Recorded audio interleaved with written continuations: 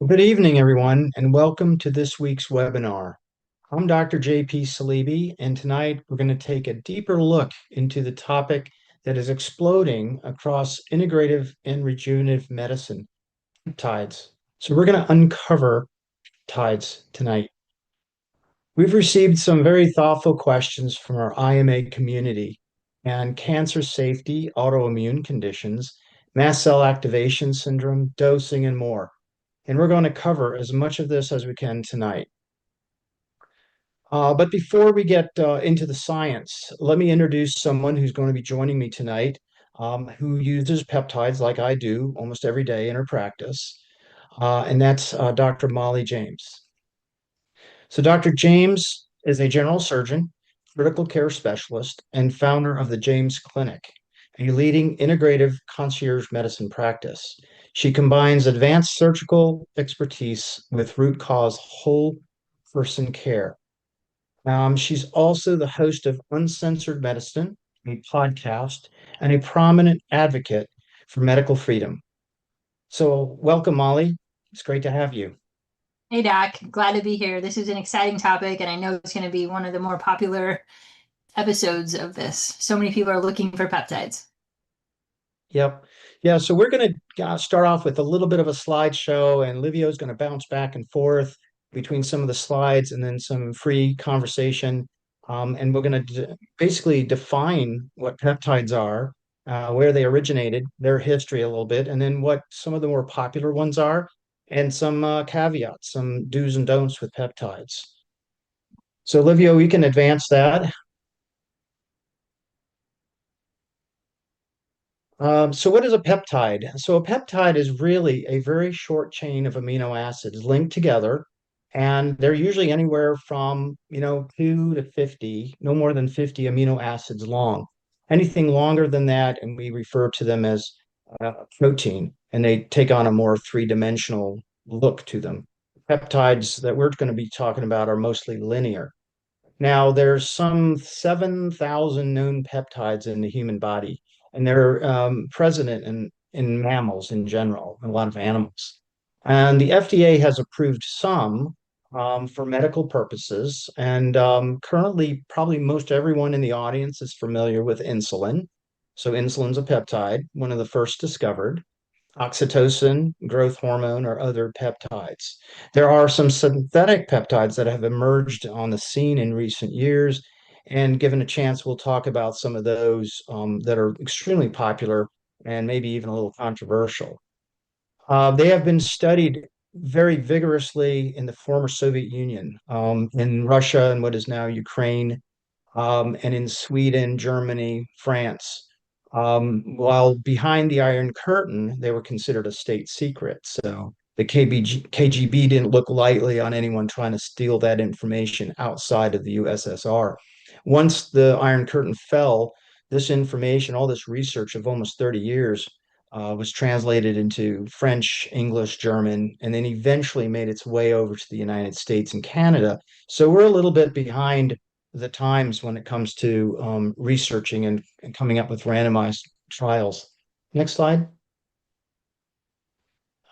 So as we age, the peptides in our body sort of decline, and so therefore replenishing it makes sense if you want to maintain your youth.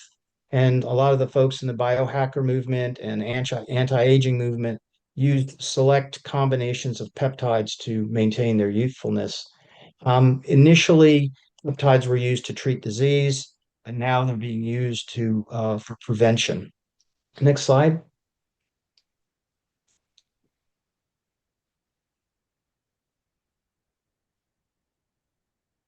I think we next slide, Livia. Okay. Um, yeah, so they're used in treatment, anything ranging from Lyme disease to COVID, long COVID, infections, arthritis, inflammatory bowel disease, lupus, chronic inflammatory response syndrome, MCAS, mast cell activation, autoimmune, and fibromyalgia. And in the next slide, I think we have a little bit of a depiction of what's going on in the cell wall. You have a G protein that's kind of a receptor protein, and then the peptide ligand is above it. more horizontal depiction, and it lands on these receptors. So unlike steroid hormones, which kind of make their way into the cell, in towards the nucleus, peptides typically don't enter the nucleus. They stay on top on the outside of the cell. They quickly attach and then are degraded pretty quickly. So attach quick, off quick, if you will. And they trigger a response with these G receptors to do something inside the cell. And that's where all the magic occurs. There's some properties we don't quite understand, like how a 2 month course can last somebody for their lifetime, for instance, or a very long period of time. So it's maybe one and done. They don't need to revisit it. And there are some other interesting things called biomodulators, which are even smaller.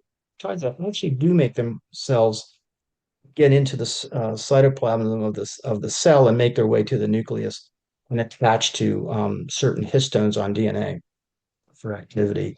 I think we can move away from the slide and bring Molly in to maybe have a discussion on what are some popular peptides that you use in your practice. Yeah, so one of the first two that we brought in were BPC 157 and KPV. So we kind of started with the basic ones, whenever you add something new. So BPC is available orally or we inject it. It's really good for just soft tissue healing, really good for the gut. So people with leaky gut or any kind of GI disturbances, it's going to be good for overall inflammation. So we're seeing people, I'm injecting this, I feel better. It's a big part of glow too, which we'll get to. So for the ladies or gentlemen who want a little anti-aging, it's going to help you with that. So BBC 157 is probably one of my favorite ones out of the gate. Yeah, I have to agree with you, Molly. It's probably one of the most researched, one of the most popular. BPC stands for Body Protection Compound 157, heavily researched in the former Soviet Union, was used in our cosmonaut program, was used in our athletics. Reason is it would heal a tendon. Let's say the athlete had a tendon injury. In the United States, you'd have to have surgery, a cast, physical therapy, and maybe if you're lucky, after 3 or 4 months, you're back on the track. In the former Soviet Union, they would inject the BPC peptide right into the area of injury, and within a week or two, the athlete is back on the track. So you can see why they wanted to keep that a big secret. So BPC 157 is a very popular one. Molly, you mentioned KPV for leaky gut. That's a Yeah. tripeptide. There's only three amino acids. You want to tell folks what other things you use that one for? Yeah, KPV for us really. So this is an oral peptide. Well, we use it orally. So again, for anybody coming in with severe gut issues, reflux, that leaky gut, SIBO, just helping to heal the lining of the gut. If we think that's leading to the autoimmune condition, so in the integrative world, leaky gut is the root of autoimmune conditions. That's where we're using it a lot, and then it's a combination of with in Clo that we'll talk about in a little bit. So, Okay. um, Yeah. Yeah. how are you Fantastic. using it in your practice? So I have a funny story. We had two patients that presented in the same week, and both of them had leaky gut. Uh, one of them was a Limey, a person with Lyme disease for quite a while, and the other person wasn't yet diagnosed. We suspected Lyme, but we didn't quite have a definitive diagnosis yet. Both of them were females, and both of them had pretty bad leaky gut. So we put them on a gut protocol to help heal the gut, and we decided to use the KPV spray. It's like a mouth spray. You spray it 4 pumps on your tongue every morning. And then it was funny, within minutes of each other, 2 or 3 days after we prescribed it, within moments of each other, we get these phone calls, and both of them aren't feeling too great. So we were like, oh, what's going on here? And then I remembered, oh my gosh, the person has active Lyme and they're herxing. So KPV actually has antimicrobial properties. And we forgot to warn the patient about the potential of a die-off. And it's such a powerful peptide that it was not only helping heal their leaky gut, but it was also killing off some microbes. And we found out that that was happening in the second female patient. And within a week, we had her diagnosed as having chronic Lyme disease as well. So, while some will focus on use of certain peptides of one thing, sometimes they cover a lot of territory. And I think that brings up a really good point, which is that if somebody has an adverse effect to something, they think it's not working or it's working poorly. Actually, in this case, what it meant, it was working really well. They just had to go through the process of it and have a little extra support, right? Right. A little healing crisis going on as they started to heal. But so I'm glad to report that both these female patients are doing quite well right now. Yeah. Yeah. We have a So, lot of people when we use the combination, the bad, just that chronic irritated joint pain, the arthritis that just nags at them. It's really turned that around quickly for a lot of those people. We combine these with hyperbarics and get people healing a lot faster. So there's definitely a lot of use for these. right. And a good combination that helps with healing, especially if it's wound healing, if you're trying to prevent scars after surgery, or if it's a tendon rupture or muscle torn belly of some muscle due to athletics, is a combination of BPC 157 and TB4 frag. So you may have heard of what is that? Thymosin beta uh, 4 and it's fragmented. It's a smaller version. So they took the bigger molecule and shortened it down, and apparently it works better. So TB4 frag is also referred to as TB 500. They're pretty much one and the same. And the combination of that with the BPC is a very good combination, initially called the Wolverine combo. And we'll talk about that when we have another visual. And people might remember the cartoon character Wolverine. If he's injured, he heals like overnight. He's healed, and this is a little bit of a stretch, but it's that's why it's gotten that name. Yeah, and I like to try everything when I bring it in. I don't know about you before I share it with patients, I always try it so I know what to expect. And I injected this and I have a little bit of knee pain, gone in 30 minutes. Now it came back the next day, but I injected it again, gone in 30 minutes. So again, we're really using this. Those elite athletes, the seasons are so short that if they get injured, they're out the rest of the season. So for expediting healing for those athletes is so critical. This is just the more things you can stack on top of that and get a synergistic effect, the better. And this is definitely in our wheelhouse for that. Yeah.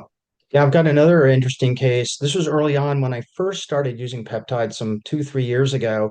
I had a lady who approached me. She was overweight. She'd been a patient of mine for quite a while. She had pretty much healthy, just wanted weight loss, and she couldn't lose weight because she couldn't exercise because of her knees. She had chronic knee pain and arthritis in both her knees. She tried stem cell. She tried localized ozone injections. She tried it all, and her orthopedist said, "Look, you've tried it all. We need to do surgery." So he was getting ready to schedule her for her first knee. He was going to do the left and then later do her right knee. So she came to me in desperation. It was right before the holidays, and she said, "Look, I really don't. I'm apprehensive about surgery. I really don't want to go under the knife. Is there anything you can recommend?" And I said, "Well, there's this new intervention on the horizon called peptides. And I haven't used them a lot, but let's try it and see." I didn't really have much hope, to be honest. So I put her on BPC 157 and TB4 frag for 3 months. I didn't see her for several months. And then one day she was coming into the office to draw blood. My door was open. She poked her head through and she said, "Hey, Dr. Saleeby, thank you so much for recommending the peptides. And I canceled my surgeries." I said, I'm looking at her, I'm thinking, who is this woman? I didn't recognize her because she had lost 60 pounds. Her knees healed. She didn't need surgery. She was able to go to the gym and work out and lose. She dropped 60 pounds. She felt and looked amazing. She was in her leotards ready to go to a Pilates class, which she could have never dreamed of doing before. So, that was a big success. That was one of the big eye openers for me. Like, hey, there's something really to this. I'm not just reading it in a journal. Yeah. But then again, you'll have other patients and it's not that successful. Yeah. Yeah. There's a question in the chat. I don't know if we can go ahead and just answer this because I think this is really important. Fane Zimmerman is asking, where can we get these peptides? And I have a strong, I have a strong opinion about this. I bet you do too, Doc. Right. Um, So when I scroll my Instagram, I've got randoms on my page that have links to buy peptides. You really need to go through a physician. You need to go through somebody who knows your medical history, knows what's going on with you. If you just start picking these out of a menu like McDonald's, you may end up hurting yourself or spending a lot of money that you don't need to because you're buying things that are either duplications or you're not optimized. So when we're adding peptides, we're making sure we're talking about diet, we're talking about, making sure the B vitamins and the vitamin D is optimized. We're looking at a whole 360-degree angle. If you just go pick a peptide up and you don't do all the rest of the things, you're probably not going to get these results that you're talking about. Right. Yeah, and there's some folks that come into my practice that have read about it. They've read some books, some journal articles, magazine articles about peptides, and they start experimenting, and they'll be on BPC 157 for like a year. I'm like, well, that's really not how it's supposed to be. That's expensive after about 3 months, 4 months, maybe. Mhm. The impact is less, and you're wasting your money. Also, there's nuances to how to stack them, how to put them in series, how to pulse them. These are all different techniques that can be used in treating. And there are some caveats we'll get into towards the end of this talk about who shouldn't be using it and who maybe should consider using peptides. But Livio, if we could bring the slide deck up again, and we'll move down to our first picture. Let's see, a couple more. Uh, Yeah, right there. Let's start. So let's stop at the Wolverine blend. So this is a company that makes an injectable. Turns out that both TB 500 and BPC 157 are both gut stable. So they can be taken as a capsule. They don't have to be injected subcutaneously. That's a little more, some people don't like sticking themselves. You have to reconstitute it carefully so you don't ruin the peptide. It has to be refrigerated, and it's only good for a couple of weeks. And so taking it orally or by a mouth or mucosal sprays, like sometimes a sublingual tablet is another way to administer some of them. So, like I said, the Wolverine comic book character who heals himself overnight, that's why they named this blend. And then if you want to, maybe go to the next slide. Molly, why don't you talk about what glow means and how that came about? I love Glow. I mean, we can't keep this in stock in our office. So if you are worried about your appearance, fine lines and wrinkles, this is a great one. It actually helps. It has the TB 500 and the BPC 157, so it's great for healing, but it has the GHK copper in it, which is a fibrinolytic. So if you are post-COVID, it's going to help with inflammation, it's going to help break up clots, and it helps with the collagen formation. So this is kind of your optimal anti-aging blend until the next one came out. So if you're looking for that skin and just younger looking appearance, we've had direct feedback in our office from people who are doing it. They're like, "Hey, I look a few years younger already." So there's many other uses, but that's one of the more popular ones. Right. And the blue color, if you notice that vial has that blue color, that's the copper. And GHK copper by itself can be mixed into a topical blend that's used on the face and other extremities for the purpose of enhancing or rejuvenating the skin. Yep, it can also help with hair regrowth. There's a scalp topical, I believe, so you could do this on wounds. So just kind of another all-around good one. So it's really hard for me to decide between this and Wolverine, but you've got the extra kind of anti-aging piece here. Right. And sometimes it's a matter of cost. As you add more peptides, like in the next one, there's KLOW, Clo, and they took the same as Glow, but then they added KPV. So here we have four peptides in one, and as you start adding them, the cost of it can go up per unit. So this was I think 80 milligrams. I think it's like 50, 10, 10, and 10. If you add those up, it's 80 milligrams of this particular peptide. Mostly used, best effect is by injection, subcutaneous injection. Mm. Um, yeah, anything else, Molly, you want to mention about Clo and how you use that in your practice? We haven't incorporated this one in yet. We're doing the glow and the KPV BPC, but we haven't gotten the glow yet. So we're excited for that one. I Right, think somebody asked a question about insurance. A couple of these are actually FDA approved. So, like any good thing, the integrative world is doing it, and Big Pharma wants to get their little piece of it. So you've probably heard of some really popular peptides like tirzepatide, semaglutide, things like that. So they're actually, I think there's one coming up you're going to talk about, the SS31. Um, they've actually FDA approved that now for the mitochondrial repair. So yes, we're starting to see that move into pharma. Unfortunately, I think what you're going to see is when you get it from an integrative place, a compound, it's going to be a lot cheaper than if you go through the FDA approved pharmaceutical brand. Yeah, there's some little nuances about this. Let's take, we were talking about some of the synthetics, semaglutide, tirzepatide. Those are synthetic peptides that came about in the treatment of diabetes with like Ozempic. People might recognize that name.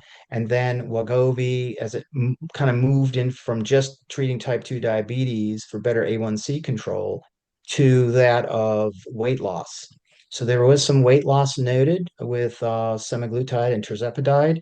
And if they're on back order or out of stock, the compounding pharmacies, it's legal for them to compound it and sell it, and they can do it for quite a bit less. However, if it comes back on market, it's not back ordered, it's not legal for compounders to actually compound these. So it's kind of sometimes on and off, whether you can get them or not. I'm not necessarily a big fan of GLP-1 peptides like the semaglutide and tirzepatide because of some of the side effects. They don't maybe not talk about it too much, but there's histories of pancreatitis and GI upset, diarrhea, constipation. There's also issues with losing muscle mass. So yeah, you could lose weight, but you could be losing not only your fat weight, but also your muscle weight. So now they're recommending if, especially with diabetics who are on Ozempic, to make sure they do weight-bearing exercise so they don't get the loss of muscle.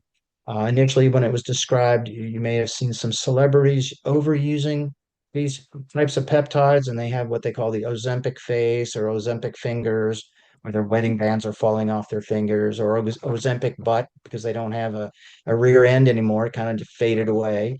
So you have to be super careful and under the guidance of doctors who understand and know how to prescribe these peptides. Because Mollie's right, you can get in trouble if you try to do it yourself. Yeah, and I take a little different approach with the GLP-1s. We actually are very successful with that in our practice. We just used very tiny doses and we monitor very closely. And like I said, you do the 360-degree wrap around that.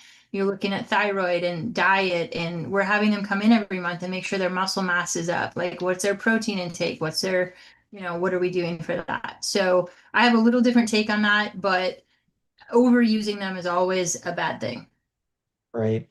Why don't Yeah. we segue into some of these peptides that are used for cognitive enhancement or neuroprotection, or how we use these peptides to reduce neuroinflammation.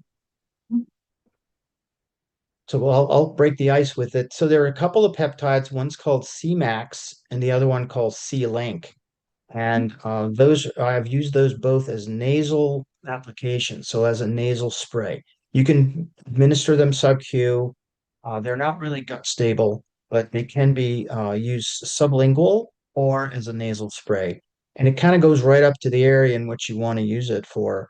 Some of them have protocols that we use for people with migraine headaches, folks with inflammatory diseases of the brain, neuroinflammation that can lead to Alzheimer's disease, some dementias, and Parkinson's disease. Those affected in a bad way with long COVID, for instance, or the COVID vaccine, and those with Lyme disease that have cognitive issues. Sometimes these peptides are very, very helpful. Yeah. Cerebral lysin is another one that can be administered IV. And I had a gal who was severely impacted by both COVID shots and Lyme disease, chronic Lyme, for many, many years. And she had very persistent, hard to shake brain fog. She went on a course of cerebral lysin IM. She would give herself these intramuscular injections every day for several months. And she said it was one of the best interventions she's ever had as far as her brain health and her cognition went. So there's something to be said about use of these neuropeptides. Anything Yeah. else, Mollie? Yeah, on the CMAX, we have a patient who started doing that for the cognitive improvement side of things and noticed improvement in sexual performance. So my guess is that it has, the microcapillary circulation is improving, which is good because that's probably part of the pathology in the dementia for small vessel disease. So um, specific but interesting side effect of that was not at all, was pretty welcome. Let's just put it that way. Right, right. Yeah. Yeah, there are so many peptides. There are literally hundreds of them, and we can't obviously cover all of them. But I have the some of the slides that I'm showing tonight are an abridged version of a longer PowerPoint presentation that I plan to voice over and make available for anyone who wants to follow up with after this presentation with more information on a lot more peptides than we can possibly discuss tonight. But it's kind of a little bit unfortunate, and I'll bring out this one example. Thymosin alpha 1 or TA1 is a very popular peptide, especially on folks exiting the hospital after they've had COVID and had the interventions that all of our hospitals were using, like remdesivir and some of the other things, and being ventilated. So these folks were coming out with COVID lung issues with the pulmonary system, and thymosin alpha 1 sub-Q helped repair the lung tissue. And it wasn't long after that it was starting to be used and gain popularity that the FDA banned it. So they banned that and a couple of others. And then a couple of years later, they came out and banned like 17 peptides. So you have to be careful as clinicians. It's not really within the legal right to actually prescribe some of those banned peptides. You could get yourself in trouble. Compounding pharmacies cannot compound them, but there are ways you can recommend this to your patients still and have them get it from reputable sources. I have a case that I published with a doctor in Miami. I was co-managing a young boy who had very bad Crohn's disease. His GI folks wanted to actually resect most of his colon and put a colostomy bag on him for life. As you can imagine, the 14-year-old's parents were mortified about that permanent disability and debilitating surgery. So we were approached and we co-managed this fellow. It turned out he did have underlying Lyme disease, which we think was the nidus for the inflammatory condition that caused his Crohn's disease. He was treated with a Lyme protocol to resolve that. He was also placed on low dose naltrexone. And as icing on the cake, we used TA1 injectable for about 2 months. Lo and behold, he goes back to his GI for a repeat colonoscopy, and they couldn't find a single lesion. So he averted disfiguring, life changing surgery for something that, once we put our nose to the grindstone to diagnose the root cause, treat it, and then heal him with low dose naltrexone and TA1. That was something that was such a wow. We published it as a case study in a peer-reviewed journal. So that's one of many, many examples that exist out there with the proper use and thoughtful use of peptides. Molly, do you have a case that you want to share with the audience about like a particular patient that was a success? Yeah, I'm trying to think about a specific one because we have so many. And like I said, we're just kind of breaking in to the basic ones that we know about. Definitely the tesamorelin. We haven't talked about that and the growth hormone activators and that class. There's a lot of people, again, if they're doing the Ozempic or trying to um, um, build muscle mass and reduce their body fat. So recompose their body basically. We want to make sure that we're supporting them. So tesamorelin, ipamorelin, things like that are going to be helpful to promote that lean body mass. We have a few people, we have a patient who was in the ICU on a ventilator during COVID and just lost 100 pounds, lost all their muscle mass and trying to get it back because they're a high performing athlete individual. So things like that. I think we need to keep in mind that there's a whole class out there that can help with that lean body mass support as well as the fat support in the diabetics. So Right. the other side. Absolutely. Yeah, I think the sky's the limit on using them singular or in combination. and or stacking them, doing one set for 2 months or 3 months and then another set to follow. I've had patients do one course of 3 months, and that's all they need. A year later, they've maintained the health benefits that that course of peptides gave them. I had an Mm. interesting case of a longstanding patient of mine who had a resting tremor, and we kind of she had other bigger fish to fry than her little resting tremor. But we started her on a gut inflammation reducing peptide combo. There's four different peptides in it. And she called me back a few days later after starting it and said, Dr. Saleeby, you won't believe, but my tremor is gone. Oh, nice. Wasn't addressing the tremor. I was addressing her leaky gut and her gut inflammation. But lo and behold, her tremor disappeared. So we know that leaky gut can lead to leaky brain. Mm. And so again, some of the peptides, not all of them, but some of them in that particular formula addressed neuroinflammation. So that's another Yeah. interesting case. There's a lot of the Pans Pandas kiddos that were using the CMAX, Solank, and DSIP. As you know, a lot of them have some sleep disorders. They don't sleep well at all. So when we combine that, they see a good benefit. And especially for the kiddos, it's really hard to get them in for lab draws. They have some PTSD with doctors. They need to get calmed down so they can get in and even engage with us to get care. We see some improvement there. So I like that Well, combination. yeah, Yeah. you mentioned DSIP. That's delta inducing peptide. So it's a delta wave, like the sleep delta wave, right? So DSIP is an intervention you can use for folks with severe insomnia when higher doses of melatonin or maybe trazodone or some of these other agents, Ambien or things like that, aren't working for them. You can consider doing that, and you inject that right before you go to bed, like an hour to 2 hours before sleep, and it helps induce that delta wave for sleep. There's another interesting one called LL37, which I've used in folks that are resistant or cannot use antibiotics to treat some of their stealth infections, both bacterial, parasite infections, and also viral infections. LL37 is given by injection, a subcutaneous injection, for a short period of time, as short as even 7 to 10 days, and can eradicate some of these microbes when other things don't. Nice. There's some questions building up in the chat. So do we is Autumn going to help us with that? Yeah, she will in a minute, but I tell you what, let's pop up, Livia, let's pop up the slide deck again one more time, and we're going to focus in on well, that has to do with dosing. Might as well talk about this for a second.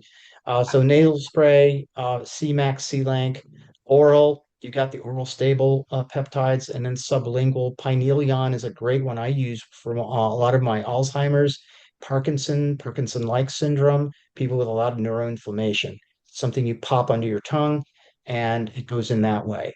Next slide. I think we're almost to the end of, yeah. So let's talk about, and since IMA is very entrenched in cancer care, I know Paul Merrick would love this discussion about what kind of peptides can you use and may be helpful in treating cancer. And I've listed some here.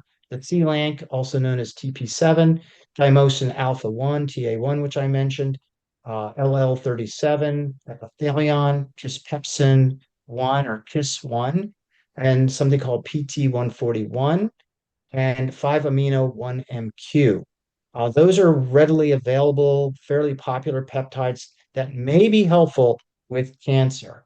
Now, there is a holistic oncologist that pointed out to me that he uses a company called Neo7 Bioscience for sort of designer peptides. Now, this is very, very expensive therapy. We're talking 80 to $100,000 for a course of peptides. What they do is they analyze the blood and the genetics, and they curate a unique peptide for that particular patient, for that particular cancer. And that course is given over a period of months, and hopefully with the resolution of that cancer. Now, I haven't done that because my patient demographic doesn't allow for that expenditure, but there are some folks that go out to a clinic in Scarsdale, Arizona for that kind of treatment. So that's just one that's out there. And I imagine the cost of it will come down when those things are used more frequently. And then the last one is next slide. Yep, is some peptides to avoid. So if you've got an active cancer diagnosis or a history of multiple cancers, maybe some of these things you should avoid because they can cause cancers to grow or actually enhance the cancer growth. BPC 157 and KPV happen to be two very popular ones that you might want to avoid in a patient who has active prostate or breast cancer or pancreatic cancer. MOTS-C is great for helping the mitochondria, but has been shown to maybe enhance cancer if you use it in a cancer patient. And then CJC 1295 or MOD GFR. It's a growth hormone stimulating sort of peptide. Again, maybe not a good idea with somebody with active cancer. Molly, you want to comment on this? And then we can close out the slides and take on some questions. Yeah, I haven't started using these in cancer patients just because we're doing so many other things. But definitely, we've had a lot of people talk about the thymosin alpha. That's kind of the traditional one. You want to know which ones to avoid is the most important thing there, I think. Yeah, very good. Well, Livia, we can probably take down the slide deck now, and then we will get Autumn to come on with us and answer some questions. And I think Autumn wants to mention something that just came out today, uh, and I'll let her start with that. Yes. Hi, Dr. Saleeby, and hi, Dr. Hi. Jane. As Dr. Saleeby mentioned, my name is Autumn, and I'll be sharing some questions from our audience. We won't be able to get through them all, but I'll do my best to cover as many as we can. Livio, you can pull that up. Before we jump into audience questions, I'd love to get both of your thoughts on the FDA's new review of adult COVID-19 vaccine deaths. The Yeah, article's on screen now. yeah, well, yeah, it's kind of about time that this is like breaking the ice within popular literature. And I know Dr. Verone, I guess, was involved with this. But it never ceases to amaze me. I had a new patient just today who came in and he had colossal cancer. So he had cancer of his tongue, and then he had a lot of surgery to remove the mass, and then like 30 to 40 rounds of radiation. Okay, he thought he had it under control. A year later, it pops back up. So he has a recurrence of his cancer. Unfortunately, he was vaccinated. He had the two Pfizers and then a third booster after his radiation. He was informed and by his oncologist that there was a study out there, and this showed up in Nature Cancer Journal a couple of years ago, that if you take the COVID-19 shot along with immunotherapy, in his case is Keytruda, that it helps cancer. I was just shaking my head in disbelief. I'm like, well, probably the reason he got his cancer in the first place was very likely due to the COVID shots and the turbo cancer and the recurrence. And now he's resistant to almost everything. No more radiations allowed. And he's on an immunotherapy. And to top it off, they gave him another booster and told him that this might be actually quite helpful. I just was totally shocked by this. And I told him, listen to this doctor. Don't do any more COVID shots. Molly, you have anything to add? They're about 4 years overdue. I think everybody on this call knows this is just an abject failure of our regulatory bodies. This should have been January of 21 when the shots came out. And this is what we saw in the ICU right after the shots came out. People were coming in with heart attacks, strokes, terrible complications. And we raised the alarm bells and got nothing but censored. So yeah, it's far too late. Now that everyone's gotten the shot that's going to, everyone's kind of picked a side where they stand. It's too late. This information, we need to rectify the problem, but we need to improve the process so that it happens in a timely manner and we don't have, 300 million people in our country that have received a shot or I think it's close to that. Right. and they're still administering it. I had a patient this week who went out of state and up north and got sick, and they tested him for COVID. So he was an elderly fellow with a lot of comorbidities and a Parkinson-like syndrome, and they admitted him. And what did they do? His wife told me this week that they administered at least one round of remdesivir. And I'm thinking, they knew of me. I mean, they've been patients of mine for a while, so they should have called me right away, and I would have got them on ivermectin. Didn't even cross their mind to use ivermectin, but they went the route of getting him admitted, and then now we're kind of following up on his renal function because of that insult. But anyway, just blows my mind this week. The wanton use of remdesivir still, and also the folks recommending the COVID shots. I'm just laughing because Ellen posted a link to a recent article that said that the mRNA shots are actually helping reduce cancer rates. I Hmm. don't like it's just shocking to me the audacity that people have what they're publishing and how absolutely opposite of anything that's before our eyes it is. So, yeah, Ellen, we thank you for bringing that up. Yeah, they literally just come up with anything. And then, Anything. yeah, Yeah. and then doctors like you have to actually respond to the ridiculous narrative. Well, yeah, I mean, they've done it before. They did it with statins. You saying statins are good for people with to prevent Alzheimer's disease, when in fact, statins probably contribute to that kind of dementia. So, they're putting spins on stuff, and it's not really based in science. I think they go to their marketing department first and see how they can sell more of these drugs before they take a hard look at what real science has to say. Yeah. I think I had a patient whose LDL got down to 20 and they were still pushing statins and wondered why they couldn't put a thought together. So Mhm. very, very frustrating for sure. All right, well, to bring us back on topic, as I said, we have a ton of questions and we'll do our best to get through them. Dr. James, I saw that you were pretty active in the chat, so let me know if any of these questions you were already answering. We had an anonymous attendee ask, what about neuropathy? Do peptides help with that? Oh, and one disclaimer too, just for you guys and for all of our viewers watching, our doctors can't give specific medical advice, but we can talk about all of these things hypothetically, but none of this is medical advice. Just wanted to highlight that since some of these questions that we have are very detailed. Well, I'll say briefly that BPC 157 seems to work pretty well on a lot of across the board on a lot of things, and some of the neuropeptides might be very helpful, especially with neuropathies. Okay. Yeah, for neuropathies, I would start number one with ALA infusions, alpha lipoic acid. We're having the best luck with those. Definitely layering the peptides, the BPC would be on my protocol. PRP, platelet-rich plasma, has been pretty effective in our office, and now we're looking to a new mitochondrial therapy that the James Clinic is launching. So that's our protocol and algorithm for neuropathy that we're seeing success with. Awesome. Another anonymous attendee said, dealing with SIBO since having severe COVID and long COVID from 2020, would KPV help this? Have had rounds of Xiafan, I'm mispronouncing that, and other treatments. Nothing. Go ahead. Rifaximin.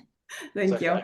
And other treatments, nothing helps. Long COVID brought out Epstein-Barr virus also. Do you guys have any suggestions? Yeah, I think a start one peptide to start with is KPV. I would look at also Akkermansia replacement. I mean, the 5 R's of healing gut needs to be addressed. So definitely a deep look into what's the cause, removing offending things, whether it's food allergy or whatnot, or toxins, and then restoring and rebalancing the gut. And certainly KPV, I use it all the time with folks with SIBO, leaky gut, dysbiosis. Bob Isaacson asked, what is known about the accelerant effects of plant-based peptides on cancer growth? Are plant-based peptides safer than animal-based peptides if one is diagnosed with cancer? I didn't even know that there were animal-based versus plant-based peptides. Are there? Well, most of the peptides studied in the former Soviet Union were based mostly from animals. Like the BPC 157 comes from the gastric lining of certain laboratory animals and can be found in humans. I don't have a good answer for that question, unfortunately. I Dr. don't James? either. Okay. Another question we had, are there any peptides that help with osteoporosis? Yeah, so on GHK copper, BPC 157, CJC, several of them can help. And I usually, when I start someone who has a history of or is high risk for osteopenia or osteoporosis, I use some bone turnover markers. You can't send them for a DEXA every week, but you certainly can check a CTX every week if you want to see if that peptide is affecting their bone turnover. And then you get your every 2 year DEXA study to follow that also. But yeah, so any of the healing peptides that we've mentioned here, focusing on musculoskeletal, could be very helpful. Stacy asked, which peptides did Dr. Saleeby say was good with leaky gut and leaky brain? So I talked about KPV, the tripeptide, is especially Hmm. good for gut and leaky gut.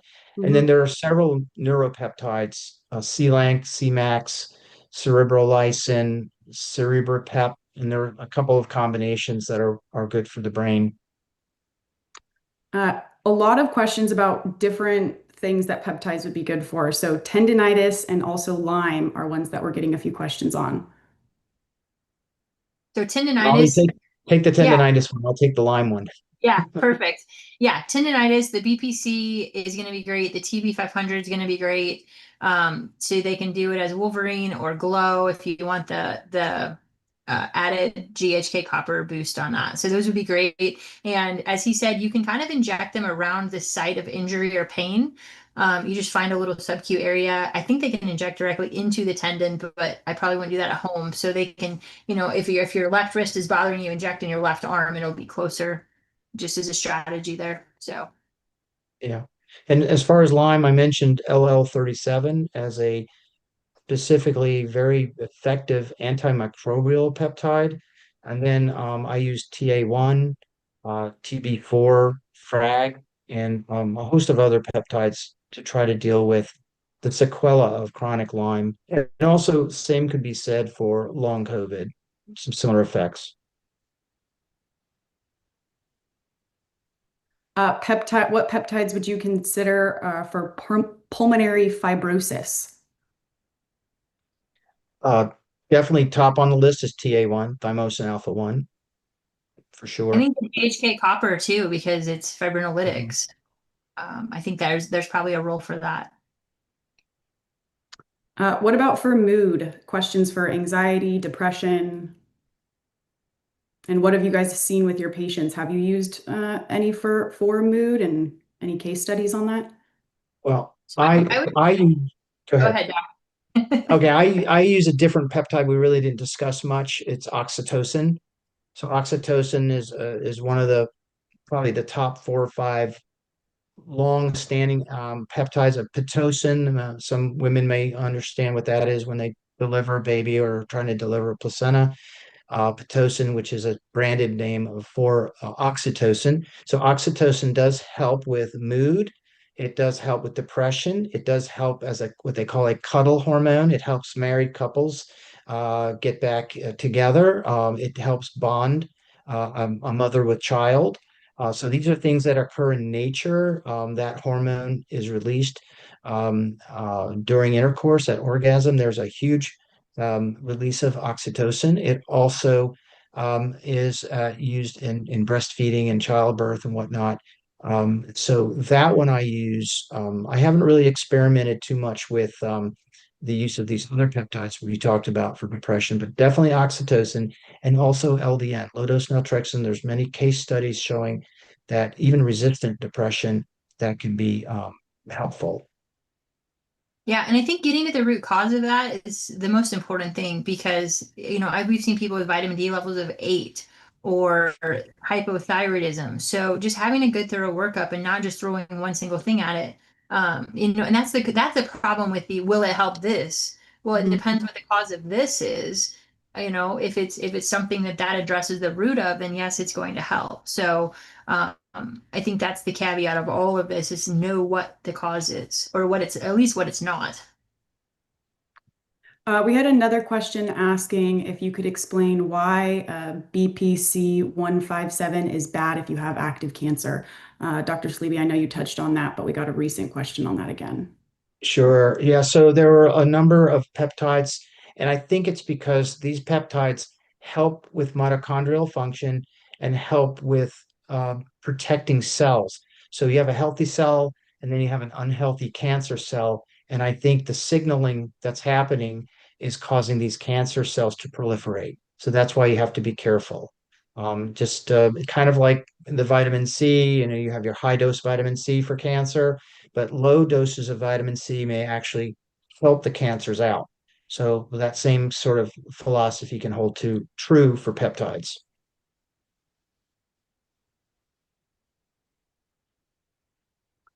Okay, but while I'm looking for, oh, another one came in for Hashimoto's.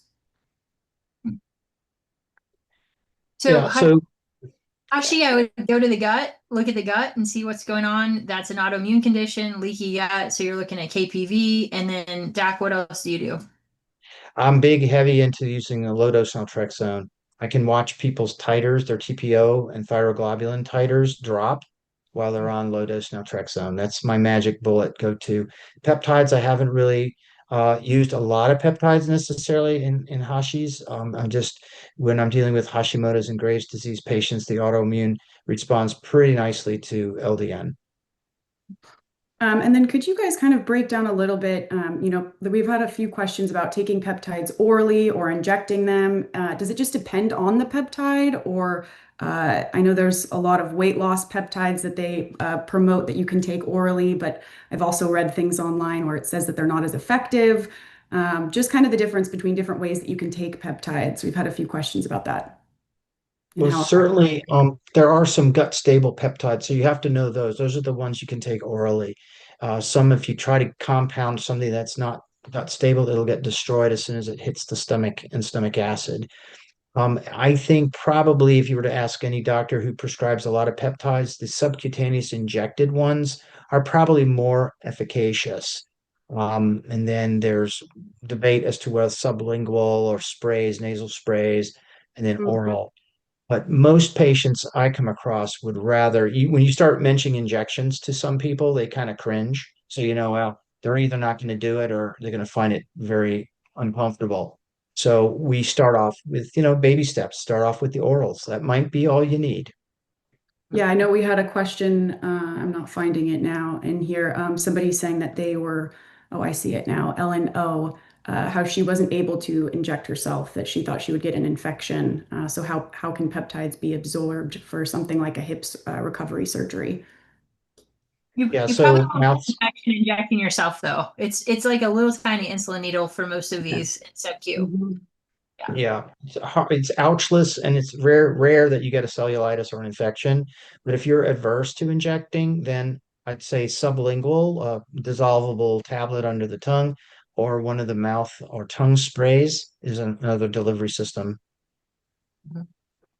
Well, before we're hitting almost the top of the hour now, we still have closing announcements. Before I move over to our closing announcements, is there anything that either of you would like to leave our audience with? Any closing thoughts? Sure, I will, and then Doc can go. Just again, a lot of people are asking, where do I get these? Check with your Mhm. integrative doc. That's your first place to start, your primary physician. See if they're up on those, and if not, a lot of the docs here at IMA are going to be. So that's where I would start. I would be very cautious of anybody who doesn't know your full medical history prescribing or recommended anything for you. Yeah, and certainly watch out for internet ads. They pitch something, they have a fancy website, but it's some dude in Bolivia mixing it up in his bathtub. You don't want that kind of peptide. Okay, so there's good peptides and bad peptides out there. Buyer beware. But the best resource for you is to talk to a doctor or clinician who's very adept at using and recommending peptides. All right. Well, thank you both so much for joining tonight and answering so many audience questions. It was a great episode. Okay. Thank you. Blake, glad to be here. All right. Well, as many of you know, our upcoming IMA conference tickets are now live. This is very exciting, and we hope that you all will join us for 2 powerful days of learning, connection, and collaboration with clinicians and researchers from around the world. We have that link on screen where you can purchase tickets, and it is imahealth.org/conference. Trust in healthcare is broken and patients feel it. That is why we at the Independent Medical Alliance are building the IMA Trusted Referral Network, a national directory of vetted independent clinicians who truly listen and put patients first. Your year-end tax-deductible gift will help us build and secure the platform, onboard ethical providers, expand features, and roll it out nationwide. We helped hundreds of thousands find care during COVID, and now we're building a stronger, permanent network for cancer, chronic illness, brain health, and more. Join us in restoring trust in medicine. You can visit ima.org/restoring trust. We will be taking the last 2 weeks of December off for Christmas and New Year's. Our team will be traveling, spending time with family, and celebrating Christmas, New Year's, Hanukkah, and the season of rest. We look forward to returning refreshed in January. Next week, we will be here, and we hope that you will join us for an in-depth discussion as we take a fresh look at evidence-based information on the childhood vaccine recommendations. This episode will feature host Dr. Elizabeth Mumper, IMA Senior Fellow, and Dr. Kirk Milhone, who is now the chairman of the Advisory Committee on Immunization Practices and also an IMA Senior Fellow. Our experts will break down what parents need to know, the latest data shaping the nation, national guidance, and the questions families are asking the most. Don't miss this important and timely conversation next week. All right, well, thank you all so much for joining us this evening. Before we close, we wanted to share a clip from this week's ACIP meeting where a critical discussion took place around the hepatitis B vaccine for infants. In this session, ACIP Vice Chair and IMA Advisor, Dr. Robert Malone, and ACIP Chairman and IMA Senior Fellow, Dr. Kirk Milhone, participated directly advocating to bring evidence-based, individualized pediatric care back into the national conversation. Their engagement marks an important step towards a greater transparency and better alignment with global practices. Let's take a look. We appreciate your support, your questions, and your commitment to honest medicine. We'll see you next week. So I'm going to move Dr. Pollack, yay or nay on vote 1. Going to vote no, no conflicts of interest. Pollack says no. Stein, Vote yes, no conflict of interest. Dr. Levy, I vote yes, no conflicts of interest. Dr. Pebsworth, Vicky Pebsworth, no conflicts of interest. I vote yes. Malone, no conflicts of interest, yes. Griffin, Evelyn Griffin, no conflicts of interest. I vote yes. Dr. Blackburn, Blackburn, the language offers flexibility, access, coverage at any time. I vote yes. do you have conflicts of interest? No. Dr. Pagano, James Pagano, no conflicts, yes. Dr. Meissner,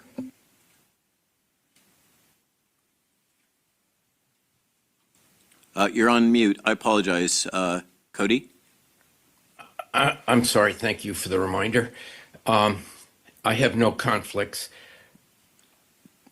And I will just say, we have heard do no harm is a moral imperative. We are doing harm by changing this wording.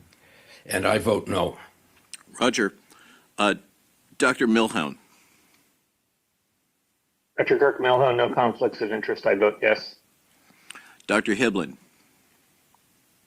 Dr. Hiblin, no conflicts of interest. I agree with Dr. Meissner that this has a great potential to cause harm, and I simply hope that the committee will accept its responsibility when this harm is caused, and I vote no.